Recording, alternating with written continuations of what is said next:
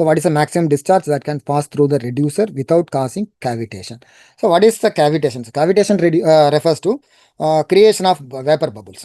Why it is forming? Okay, because so we have this reducer, of course, this kind of section that is mentioned, correct?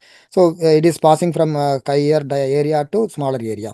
So that means this velocity, it is going to be more, no? In comparison to here, velocity is going to be increased. So if the velocity is increased, so what happens to pressure? Because this Bernoulli equation, so if the velocity is more and the pressure has to decrease, no?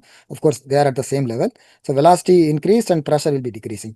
If the pressure decreases to value of this vapor pressure and below that, what will happen? This liquid will tend to vaporize, provided if, sufficient energy is given, so they will be vaporizing. Otherwise, also because of some heat energy available, so they will try to vaporize. So that will actually prevent the flow, no? Because we'll be having this low density fluids created, and that will block the passage of that. So it's going to create a whole lot of problems, and it's a very important issue in this pump operations. Pressure levels are available, and V1 and V2 both are remaining unknown. Of course, V1 and V2 we can relate because of the diameter data. So V1 and V2 are relatable simply from what is it, mass balance. So there is rho AV equal to constant. No? So from that we can say about. So these are all available, and these are related. So you'll be having simply the velocity. So once the velocity is available, you can get the volumetric flow.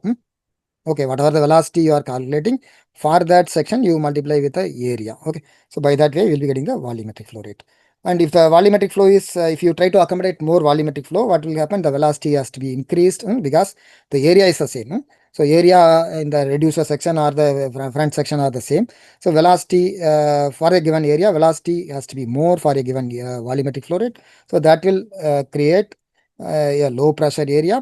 That pressure will be falling below the vapor pressure. So that is what is called as a cavitation.